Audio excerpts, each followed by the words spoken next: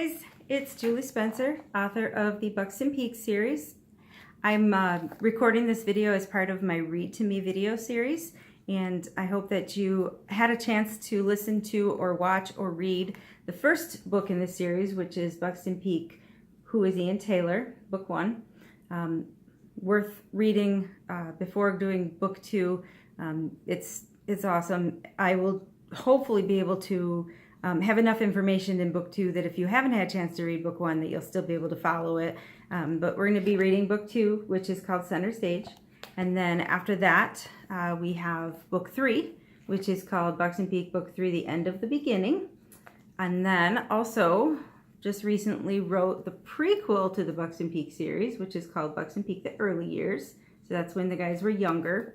If you haven't had a chance to read some of my other novels, my first debut novel was called The Cove, and that was one of my favorite novels to write prior to writing the Buxton Peak series, because it's kind of my favorite now.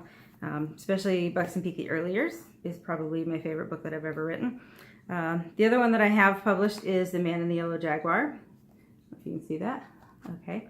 And then I also just recently was featured in an anthology called Unspoken Words, and I have one little short story within that, so maybe I'll tell you about that another day. But for now, we're going to focus on Buxton Peak, book 2.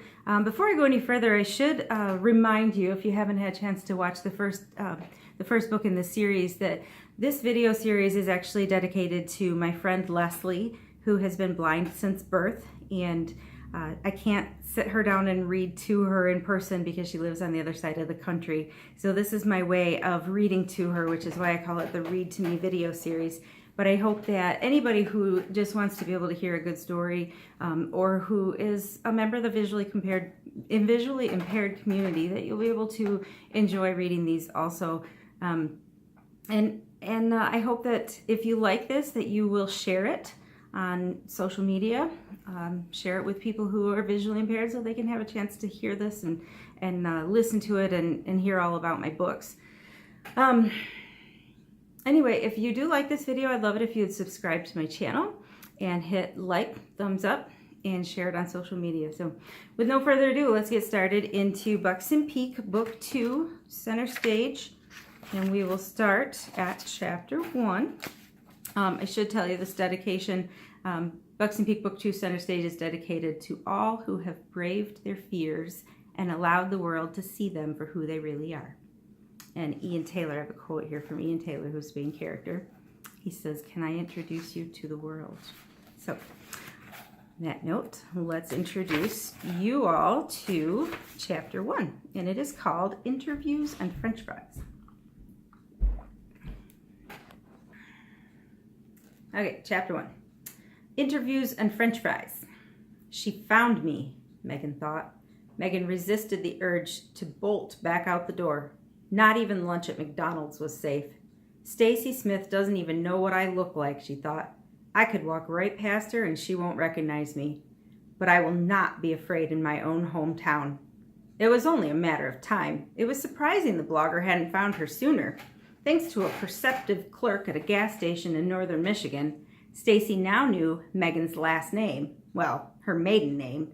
Megan glared. If she waited, Stacy might find her at a less practical time and place, like during one of her college classes at the university. This way, Megan had the element of surprise on her side. Megan crept closer, watching as Stacy sipped her Coke, shoved a few fries in her mouth, and continued typing on her laptop. She's smart, I'll give her that.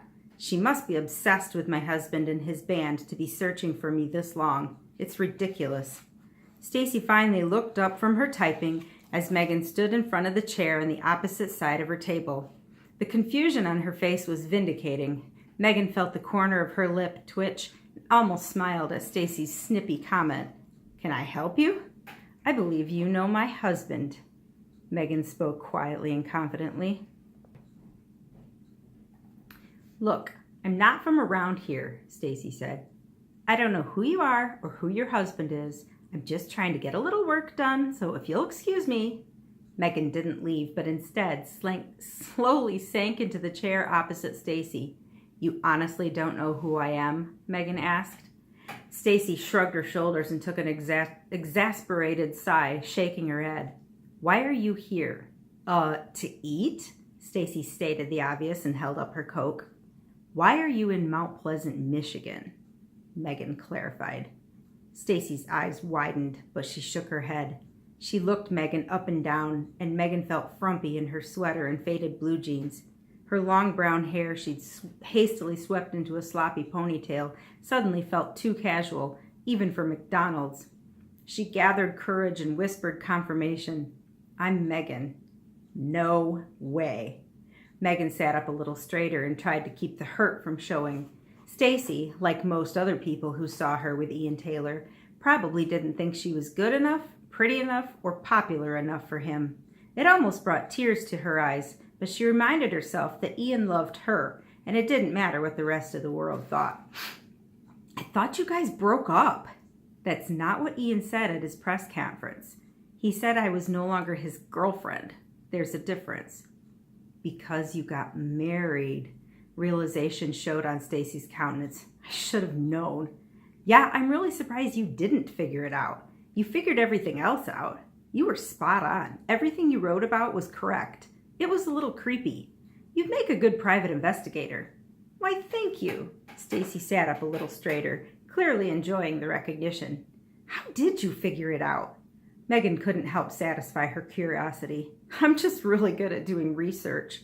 Stacy dismissed Megan's praise with a wave of her hand. But your trail had gone completely cold. I actually hadn't figured it out at all until I got that call from the girl in Upper Peninsula and she gave me your name.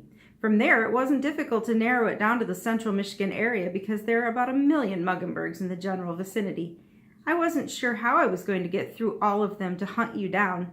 Now I don't have to. Thanks. In all seriousness, though, Megan said, how did you feel when I walked up and started talking to you while you were eating and working? Megan didn't wait for an answer to her rhetorical question. You were annoyed and frustrated and just wanted to sit and eat your meal in peace. Am I right? I just want to finish college, living a normal life, and I really don't want you to put my picture out there. Please, please just leave me alone. Understanding came across Stacy's face after Megan's analogy, but she shook her head. I'm a reporter. I've made it my life's work to get the story, and I don't usually stop until I do. She paused and looked out the window at the cars speeding past along Mission Road. She pursed her lips and rubbed her chin, then looked back at Megan. How about a quick exclusive interview and I'll walk away? With no photo and no name? Megan hesitated when Stacy reached across the table to shake hands in agreement. Reluctantly, Megan reached out and gripped her hand. Let me buy you a Coke, Stacy said. Make it a Diet Coke and you've got a deal.